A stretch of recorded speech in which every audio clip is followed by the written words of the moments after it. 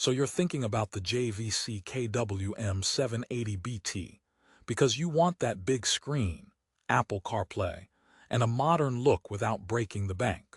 It promises to turn your dashboard into a command center for music, maps, and calls. But here's what surprised me. After installing this unit and using it for weeks, I found some glaring problems that almost made me rip it right back out of the dash. Therefore, before you spend your hard-earned $250, you need to hear this honest breakdown of where this stereo actually fails. For the best price, click the link in the description, but trust me, you might be clicking it to avoid it after this video. Let's start with the main attraction, that 6.8-inch capacitive touchscreen. On paper and in the marketing photos, it looks fantastic. It's a gesture-controlled, responsive display that should feel like your smartphone. And when it works, it's pretty good. The menus are customizable, you can set your own wallpaper, and the size is decent for a doubled-in unit. However, the first major problem is the screen quality itself. It's a WVGA panel. Now, for those who don't speak tech nerd, that's 800 x 480 pixels. In 2024, that resolution is, to put it kindly, vintage. It's like going from a 4K TV back to a standard DVD. Therefore, when you connect your iPhone for Apple CarPlay, everything feels just a little bit fuzzy. Text isn't as sharp, icons lack detail, and at certain angles it looks washed out. It's functional, but it lacks the crispness of even a budget smartphone screen. It's the visual equivalent of listening to music through a screen door. But the screen is just the opening act. The real headline feature is the wireless connectivity. The KW-M780BT boasts built-in Bluetooth for audio streaming and hands-free calls, which is standard. But it also has something called JVC Streaming DJ, which lets you connect up to 5 Bluetooth audio devices and switch between them. That sounds like a party trick for your car, right? Therefore, I gathered every phone and tablet in my house to test this Bluetooth party. And here's the joke. Trying to get 5 devices to play nicely with this stereo is like herding cats that are all listening to different podcasts. It's theoretically possible, but in practice, it's a recipe for confusion. Pairing is mostly fine, but the connection stability, that's our second big problem. I experienced frequent random audio dropouts when using wireless CarPlay or even just streaming Bluetooth audio. It wasn't constant, but it was predictable enough to be annoying, like a passenger who keeps tapping the volume knob. A 2-hour drive might have 3 or 4 brief but jarring interruptions. Sometimes the unit would just forget my phone was there for a second, but wait, it gets better, or worse, depending on your sense of humor. The unit comes with a wired microphone for hands-free calls. The call quality, when it works, is actually quite good thanks to wideband speech support. People said I sounded clear. However, the microphone placement is critical, and the included wire is just long enough to be frustratingly short for many clean installations. You'll be stuffing it into your steering column and hoping it picks up your voice. It's like they gave you a microphone but expected you to have the neck of a giraffe to use it properly. Therefore, let's talk about the actual sound you get from this 50-watt X4 channel unit. JVC packs in a lot of audio processing, a 13-band graphic EQ, time alignment, crossovers, bass boost, and something called sound lift. If you're an audio tweaker, you'll have a field day. You can really dial in the sound to match your car's acoustics and your personal taste.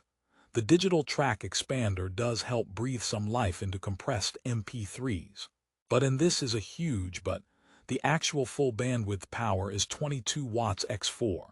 That 50-watt figure is a maximum or peak rating, which is basically marketing fluff. The real, clean power is less than half of that. Therefore, if you're just running factory speakers, this unit will be fine.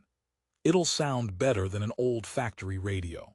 But if you have any ambitions of adding an amplifier or powering decent aftermarket speakers directly, this head unit lacks the guts. It's all dressed up with audio settings, but without the muscle to truly back it up. It's the audio equivalent of a bodybuilder who skips leg day. Looks impressive from the waist up, but the foundation is weak. Now, a feature many people need: steering wheel control retention. The product description mentions compatibility with interfaces like the PAC SWIRC. This isn't a problem with the JVC unit itself, but it's a crucial cost adder they don't highlight. However, even after you buy that $70 interface and program it, the integration can be laggy. A button press on your steering wheel might take a full second to register on the head unit.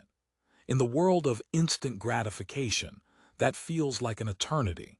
It makes you feel like you're driving a car from a time before the internet, where every command was sent by carrier pigeon. Therefore, we have to address the elephant in the room: the user interface. It's customizable, which is cool. You can change colors and backgrounds, but the base menu system feels dated. It's not as intuitive or fast as modern units from competitors like Pioneer or Alpine in a similar price range. Scrolling through long Bluetooth device lists or music libraries can feel sluggish. But here's the final and perhaps most ironic problem. This unit tries to do everything: wireless CarPlay, Android Auto, 5 Bluetooth connections, a ton of audio tweaks, customizable displays. Therefore, what you end up with is a classic case of feature creep without masterful execution. It's a jack of all trades, but a master of none. The wireless CarPlay is convenient but buggy. The Bluetooth is multi-device but unstable. The audio controls are extensive but powered by a weak amplifier. The screen is big but low resolution. So, should you buy the JVC KW-M780BT? My verdict is a cautious no for most people. If your absolute top priority is wireless CarPlay, Android Auto on a budget, and you can tolerate occasional glitches and a mediocre screen, it's an option. It's not a catastrophic product. It will work most of the time. However, for around the same $250 price point, you can often find open box or sale items from more reliable brands that offer better build quality, sharper screens, and more stable software. You might sacrifice the 5-device Bluetooth party trick, but you'll gain daily driving reliability. Spending a little more can get you a significantly better experience. Think of it this way: buying this head unit is like ordering a gourmet burger from a fancy menu, but when it arrives, the bun is slightly stale. All the ingredients are technically there, but that one flaw makes the whole experience less satisfying. Therefore, my final advice is to look at alternatives. Check the links in the description below. I've compiled a list of better options in the same price range that don't come with the same set of compromises. You can get the modern infotainment experience without the hidden headaches.